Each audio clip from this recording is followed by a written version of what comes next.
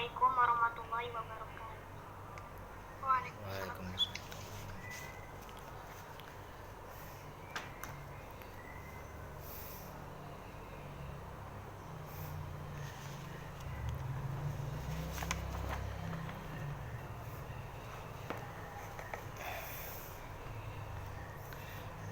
Oke, baik, saya langsung ya menambahkan. Terima kasih banyak untuk kelompok 3 yang tadi sudah mempresentasikan makalahnya dengan sangat baik.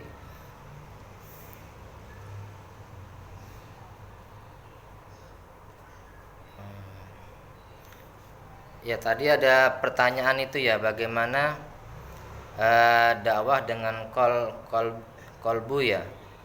Ya tadi benar sekali, tadi ada yang mengatakan dengan cara mendoakan, kan ada hadisnya ya, yang barang siapa melihat kemungkaran maka cegahlah dengan tangan ya, apabila tidak mampu makalah cegah dengan lisannya, dan jika tidak mampu maka cegahlah dengan hati, dan itulah selemah-lemahnya iman. Artinya kita tidak menyetujui perbuatan kemungkaran yang dilakukan, dan juga kita tidak menyukai ya perbuatannya, bukan tidak menyukai orangnya. Dan juga kita doakan dia. Bagaimana doanya? Doanya adalah ya, Allahu yahdik ya, semoga Allah memberikanmu hidayah. Nah, seperti itu.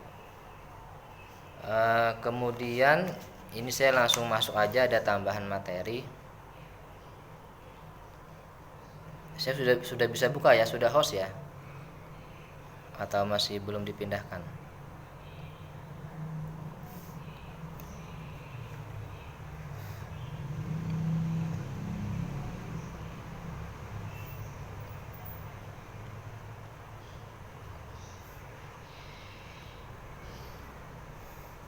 Bagaimana? Apakah saya sudah bisa membukanya? Saya buka sendiri saja ya, Mbak ya. Ya. Hostnya nggak ada, Ustaz. Bagaimana? Langsung buka aja, Ustaz. Tidak perlu yang jadikan host juga. Iya ya.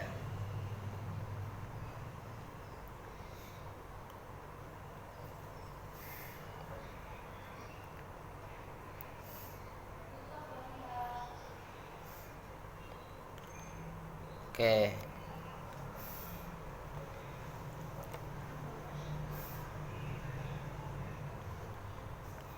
Oke, ini ilmu komunikasi dakwah. Yang pertama adalah tujuan daripada komunikasi dakwah. Ya, yang pertama, bagi setiap muslim dengan melakukan dakwah berarti telah melaksanakan salah satu kewajiban agamanya, yaitu Islam. Yang kedua adalah dengan dakwah supaya terjadinya perubahan tingkah laku, sikap atau perbuatan yang sesuai dengan pesan-pesan risalah Al-Quran dan Sunnah. Ya, tentunya yang diinginkan perubahan masyarakat adalah dari sisi akidah, ibadah, dan akhlak. Dari sisi akidah, yaitu bagaimana masyarakat agar memiliki akidah yang kuat, yang kokoh. Karena banyak masyarakat yang tidak kuat akidahnya, kemudian karena kemiskinan bisa meninggalkan agamanya. Kemudian adalah ibadah, bagaimana masyarakat bisa ibadahnya bagus, ya ibadahnya bagus, rajin ibadah, ya seperti itu. Kemudian dari sisi akhlak, bagaimana masyarakat itu bisa memiliki akhlak yang mulia, ya akhlak yang rendah hati, akhlak yang jujur, ya akhlak yang ceria, tersenyum, ya seperti itu. Akhlak kepada Allah, akhlak kepada manusia, kepada orang tua, kepada mertua, kepada sahabat, kepada tetangga, kepada tamu, harus menampilkan akhlak yang mulia. Karena Rasul diutus untuk ya menyempurnakan akhlak manusia, sehingga manusia memiliki akhlak yang mulia. Kemudian di sini teman-teman ada 5 hal penting dalam komunikasi dakwah. Yang pertama adalah sumber source atau komunikator, yaitu kita sebagai dai. Ya, dai harus bisa menjadi seorang yang memberikan pengaruh kepada masyarakat, tentunya dengan akhlakul karimah, dengan teladan yang baik dari sisi dai. Kemudian yang kedua adalah pesan, message-nya. Ya, pesannya itu harus sesuai dengan need. Need artinya kebutuhan dari objek dakwah. Apa yang sedang dibutuhkan oleh masyarakat. Ya, solusi apa yang akan ditawarkan oleh dai.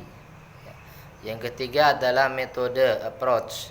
Ya, metode yang digunakannya apa? Ya, apakah dilihat dulu apa objeknya, apakah remaja, orang dewasa, kaum terpelajar, intelektual, itu semuanya beda-beda metodenya. Kemudian yang keempat adalah tujuan. Tadi tujuannya adalah agar masyarakat bisa hidup sesuai dengan Al-Quran dan Sunnah. Dan juga yang terakhir adalah penerima, komunikan. Ya, objek dakwahnya tadi beragam, ya, bermacam-macam tadi. Ada anak-anak, ada remaja, ada orang dewasa, ada kaum terpelajar, ada kaum intelektual. Ya, seperti itu. Yang berikutnya adalah kunci keberhasilan dalam komunikasi dakwah. Yang pertama adalah dengan akhlak.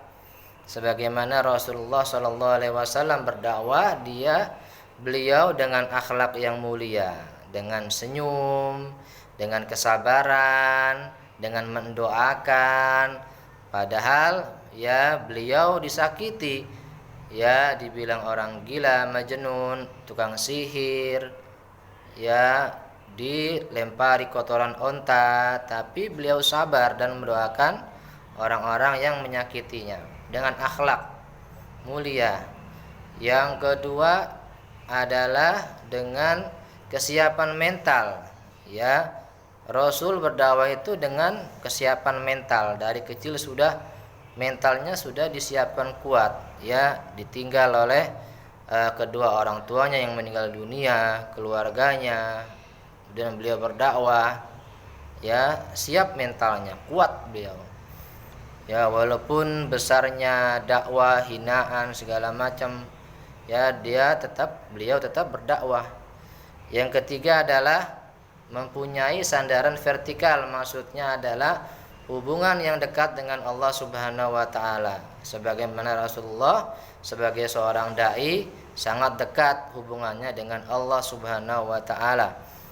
Rasul tak pernah tinggalkan salat tahajud, bahkan beliau itu sampai kakinya bengkak-bengkak. Rasul tak pernah tinggalkan salat berjamaah. Rasul suka berpuasa, membaca Al-Qur'an. Membangun hubungan yang dekat dengan Allah, dan itu bisa kita teladani, teman-teman. Yang keempat adalah satu kata dalam keteladanan. Rasul itu kalau berdakwah, maka beliau orang yang pertama melakukan apa yang beliau ucapkan, sesuai antara ucapan dan perbuatan. Maka kita bisa meneladani beliau. Yang kelima, mampu memberdayakan dengan tepat. Rasul memberdayakan sahabat-sahabat yang sesuai bidangnya. Ada yang di bidang ekonomi, maka Rasul mengutus sahabat yang pandai di bidang ekonomi. Yang berikut adalah pilar-pilar ilmu dakwah. Yang pertama, al-ilmu, mengetahui apa yang didakwahkan.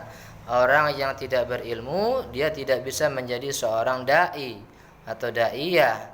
Makanya seorang daiyah harus menjadi orang yang berilmu, orang yang alim. Yang kedua, mengamalkan apa yang didakwahkan, tadi sudah. Kemudian yang ketiga adalah ikhlas. Ikhlas dalam berdakwah. Amalan kecil kalau kita ikhlas itu bisa menjadi besar pahalanya kalau kita ikhlas. Kunci ikhlas adalah 2L, lakukan, lupakan. Lakukan, sudah lakukan kebaikan, lupakan, jangan diingat-ingat. 2L. Kemudian mengawali dari hal yang paling penting dalam dakwah diantaranya akidah, tauhid, lalu masuk ke sholat, zakat, ya akhlakul karimah. Nah, itu urutan-urutannya. Kemudian adalah bersabar dengan segala ujian yang menimpa di jalan dakwah. Oke. Nah, di sini teman-teman suara saya kedengaran ya? Kedengaran, Pak. Ya. Oke, ini di sini ada kalau teman-teman pengen pidato, ingin pidato, ada persiapannya. Yang pertama adalah menentukan tujuan berpidato. Ya, tujuannya apa? Tujuannya agar jamaahnya bisa menjadi pribadi yang bertakwa, maka berikanlah masuk ke topik 2, berikanlah tema tentang ketakwaan. Misalnya judulnya adalah pentingnya takwa dalam kehidupan. Yang ketiga, menganalisis atau memperhatikan pendengar. Ya, yang mengundang kita itu siapa teman-teman? Nah, kita lihat dulu, apakah anak-anak, remaja, ibu-ibu, ya. Kemudian yang keempat, mempersiapkan bahan atau materi pidato. Kita persiapkan materinya tentang takwa. Kita ambil dari buku-buku, ya, dari buku hadis juga, buku-buku tafsir. Nah, kita masukkan juga ciri-ciri orang yang bertakwa dalam Al-Quran apa saja, seperti dalam surah Ali Imran, alladzina yunfikuna fis sarra'i wad dharra wal kaziminal ghaiza wal 'afina 'anil nas. Nah, itu bisa ciri-ciri orang yang bertakwa itu kita jelaskan satu-satu ya dalam Al-Quran. Kemudian juga keutamaan orang-orang yang bertakwa apa saja itu kita sampaikan juga ke objek dakwah ya. Yang kelima, membuat kerangka atau outline pidato. Ya, dibuat outline-nya, ada mukaddimah, pembukaan, ada juga apa isinya, dan terakhir adalah penutup.